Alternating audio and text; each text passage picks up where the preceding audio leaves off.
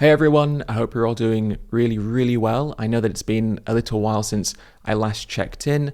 I uploaded a video about my new book announcement, so I'd just like to start by saying a huge thank you to everyone who has pre-ordered a copy of my new upcoming book, How to Go and Stay Vegan.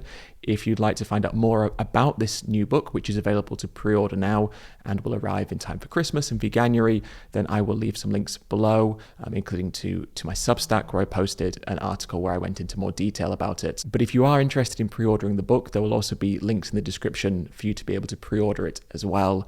And also, I'm doing a speaking tour in January. So there's 3 events that are taking place: London, Bristol, and Manchester. And tickets for those events are now available to buy. So if you'd like to come see me in person, where I'll be talking about veganism, animal rights, my new book, my previous books, and importantly about the experience of being vegan. The book, How to Go and Stay Vegan, isn't just about sort of the process of becoming vegan, it's about how to live as a vegan, and that includes living as a vegan in a non-vegan world. And so I want to talk about that experience, validate that experience for us vegans, and kind of discuss some of those more challenging aspects, not getting protein and B12 and finding tofu and such, but some of those more kind of core emotional challenging aspects of the experience of living vegan. I think it's really important for us to discuss those and validate each other's experiences and sort of come together as a community to understand what it's like to be a vegan in a world which still disagrees with us in many ways. So if you're interested in maybe coming to one of those events, links for the events will be in the description as well. And I really look forward to seeing as many of you as possible at those events. But now that I'm back in this setup, I want to tell you about where it is that I've been. I mentioned in the book announcement video that I was in South Korea. And I was actually in Japan after I was in South Korea. So that video was actually uploaded when I was in Japan. And now I'm back from Japan. I was in Japan for a speaking tour. So like I'd mentioned, I've been in South Korea doing different events. I was in Japan doing something very similar. And I spoke to a wide range of different audiences, to different people. I spoke to school students. I spoke at JP Morgan in Tokyo. I spoke at universities. I spoke at some vegan events. And also I was able to meet some representatives of parliament, so some sitting elected officials. And in those meetings, I discussed things like vegan labeling on food products, which is still a big issue in Japan. I mean, it's kind of a big issue everywhere, but it's a really big issue in Japan. And also I spoke about the new animal welfare discussion, or Animal Welfare Act. I'll talk more about the animal welfare problems in Japan and the animal rights problems in Japan in this episode, in this discussion. But one of the things that's interesting is how there are some discussions taking place about how to improve animal welfare in Japan. There's a committee, a parliamentary group that's discussing what that could look like. But it's really hard because animal welfare in Japan is just essentially a non-issue. There's something called the Animal Protection Index, and it has ratings from A to G, A being the best, G being the worst. And it rates countries for different areas of how they treat animals. And one of those areas is farmed animals. And Japan has a G rating for farmed animals, so the worst. You can't get a lower rating for farmed animals than Japan has. So it was an interesting experience speaking to a member of parliament about the challenges that they face politically, the pushback they get, and essentially how discussion of farmed animals. I mean, we're not even talking about fish here. You know, fish are just way out of the conversation at the moment. Even talking about terrestrial animals is an incredible challenge, and is such a slow process. But fish are not even a part of that conversation. Fish always get the short straw. Wherever in the world, fish and legislation around fish and consumer awareness around fish and their sentience and their suffering, it is so low. But in a place like Japan, it is essentially non-existent. They are akin to just objects, inanimate objects. And it's really troubling because obviously the scale of fish consumption in Japan is very large, but the consideration and care for fish is non-existent. But anyway, it was a really eye-opening experience for me, and I know that sounds quite depressing, everything I've just said, and quite disheartening, but it is great that these conversations are happening. I mean, maybe not for fish, but the fact that there is a discussion taking place around how the animal welfare laws can be updated in Japan, that's happening in a committee in the Japanese government.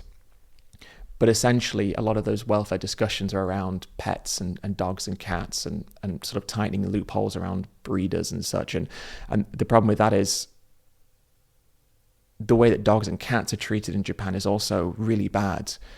There are pet shops everywhere with puppies and kittens in the windows. And it's really strange because coming from the UK where we don't have that, it was really, really quite jarring.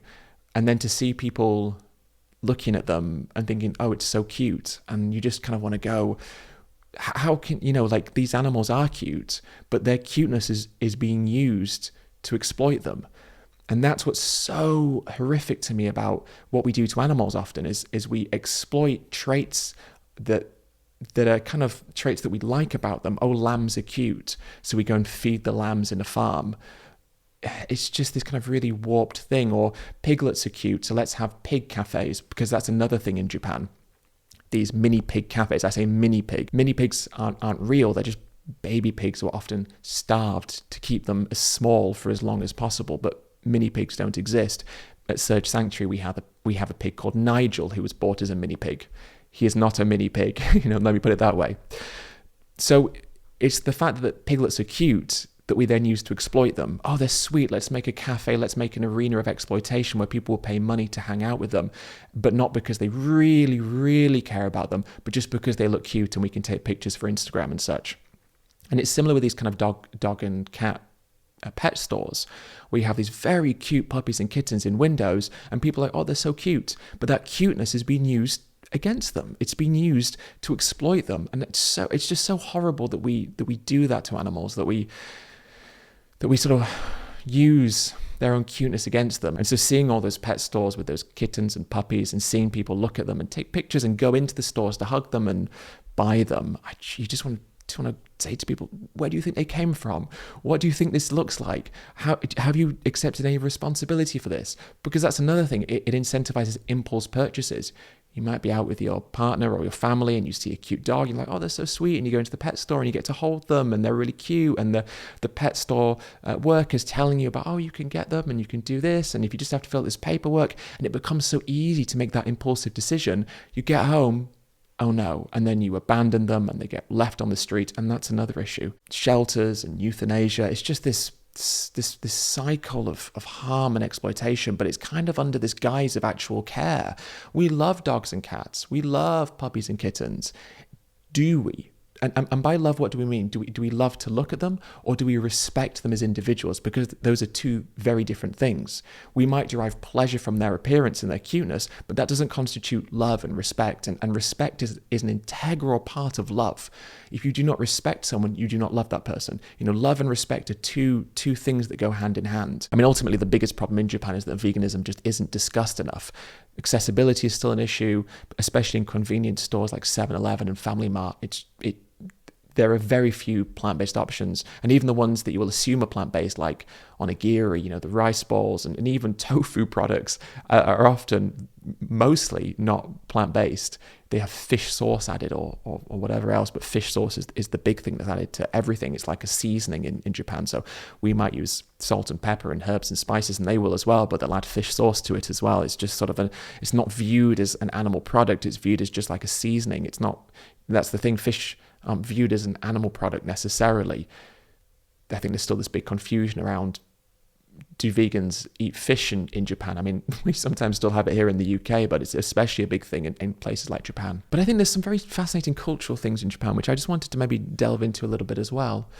One of the things that I think is really interesting is in Japan, the issue of culture is so prominent. And I say the issue because it's not, maybe saying issue isn't always fair, because there is so much that is great about Japanese culture, and understandably, there is so much that Japanese people value about their culture and want to protect about their culture, and that's reasonable. It's reasonable for all places to find pride in certain cultural things, as long as those cultural things aren't harmful and don't reinforce maybe nationalistic or harmful political ideologies. There's nothing inherently wrong with finding value in one's culture. That's very valuable.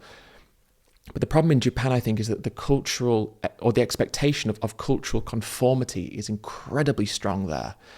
There's an expression, the nail that stands up gets hammered down is sort of a phrase. I probably translated it quite poorly, but essentially if there's a nail sticking up, you hammer it down, which is to sort of describe the idea that if someone stands out, they should be put back into that sort of mode of conformity, which I think is really interesting. I mean, there's a couple of reasons for that. I mean, religious reasons perhaps, but just very strong cultural reasons for sort of doing as you're told, that work culture mentality, which is so prominent and so widely discussed, about the Japanese work ethic, sort of is part of this idea of just conforming, but also the mental health stigma, the idea that people can't really talk about their mental health. Getting therapy is like a big perceived red flag.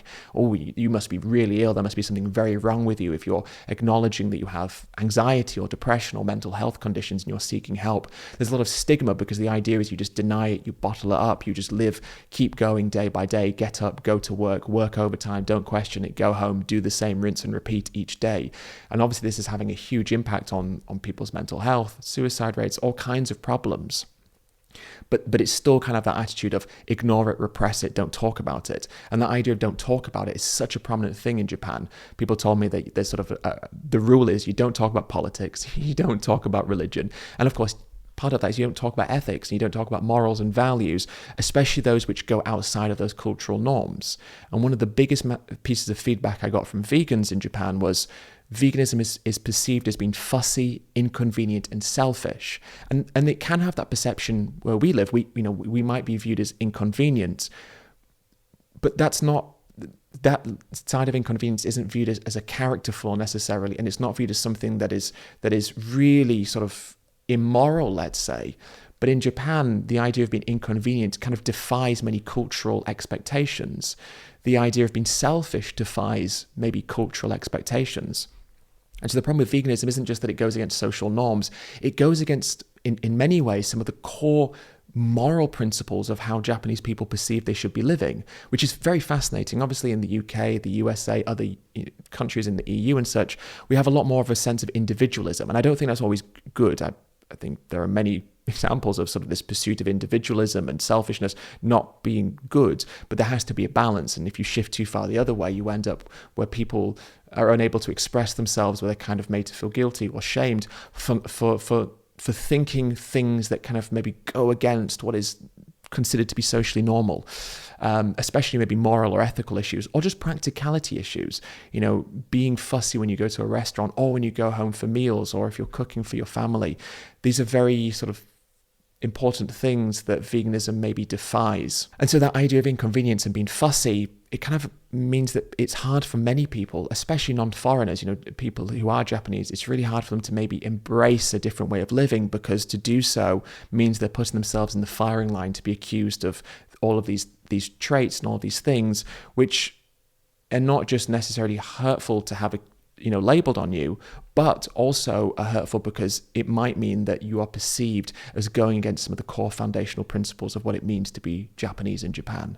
I mean, that's fascinating to me, but obviously we can start to see very clearly how that could cause problems, not just in relation to veganism, but in relation to social progress and change in many ways. And of course, there are other examples. Anyway, that maybe gives you a little bit of an insight into some of my thoughts around how animals are treated in Japan, and maybe some of the reasons why. I mean, there are going to be many more reasons why, and fundamentally, I think it boils down to the very simple thing, which is people don't know about these issues. They're not educated about them. The vegan conversation is still very small there, because that's the problem everywhere. It's not that people are necessarily cruel to animals because they enjoy being cruel to animals. It's that people don't even recognize that they need to view animals in an ethical way that should call into question the things that we do to them and the ways we exploit them. There's just sort of a gap, which is that there's this big thing that is essentially the foundation that we need to establish in order to reach the conclusion that animal exploitation is wrong. It's that sort of initial big thing, which is just awareness around who animals are and why they matter. If that's lacking, it's no wonder that you have the sort of consequence of that, which is mass exploitation of animals and mass ignorance around animals, and indeed, of course, poor welfare. I don't want to make a welfarist argument because I don't think welfare is going to take us where we want to go, but clearly having better welfare is not only good for those animals who are being exploited, but is good because it means that society has, in some way, understands that animals matter. So having no welfare and having a G rating, it isn't because Japanese people are inherently crueler or necessarily meaner or less moral. It is simply the case that as a culture, as a society, they haven't begun to have those conversations that maybe other countries have started, are far, far, far away from finishing, but have started. And I think that's what needs to happen in Japan. That conversation about why animals matter needs to start, because then maybe that will start to impact laws and legislation, and of course adoption of more plant-based diets and hopefully ethical veganism. So yeah, I hope that's somewhat interesting to you. I'd like to sort of say as well that I absolutely loved my time in Japan. It's a brilliant place, a fascinating place. It's, very stimulating place. It can be loud and noisy and colourful, but it can also be so quiet and so peaceful and so serene. So I really enjoyed it, and I do want to say that the people I met there were just incredibly lovely. The foreigners who were living there, the Japanese people who were there, just across the board, everyone was so nice, so friendly, so kind, so considerate, so supportive, so generous with their time. And I did a number of events, including also in South Korea. The same applies for everyone in South Korea as well, who I met and who organized my events. I'm very privileged because I get to go and do these different things and get to do these different events, but they're being organized by people there, teachers, students, employees of companies. My ability to do the things that I'm doing is based on the work that other people are doing, and I really don't take that for granted. And I just appreciate it so much. And obviously the work that I do is also because of the support that you give me. So there's this kind of like, I don't know, it's really nourishing and very heartwarming for me to be able to do things, but I'm doing those things because of the support that you give me, but also the time, energy, and support that people are giving me in terms of organizing things. I don't know. I feel very lucky and I feel very privileged. Anyway, that brings me to the end. Thank you so much for watching. If you are interested in finding out a little bit more, then I have a Substack which I posted about my experience in Japan. I also have one about my experience in South Korea as well, if you'd like to learn a little bit more about the things I did in South Korea and some of the things that I learned there and some of the sort of observations and thoughts and feelings I had while I was there as well. Then if you go over to my Substack, you can find out a little bit more, as well as gain access to the weekly articles that I'm posting there. I'd just like to say a huge thank you to all of you who are signed up to my Substack. While I've been away, I've not been able to maintain that weekly upload that I really want to, but now that I'm back, I'll be uploading weekly again, which I'm really excited for because I actually really enjoy writing. I enjoy the Substack very much, so I'm really thrilled to be able to get back into that groove of uploading weekly. So for anyone who is signed up to my Substack, thank you so much for your patience over the past couple of months. I really do appreciate it, and I'm very, very grateful. Anyway, that brings me to the end. Thank you so much, and I look forward to speaking to all of you in the next video.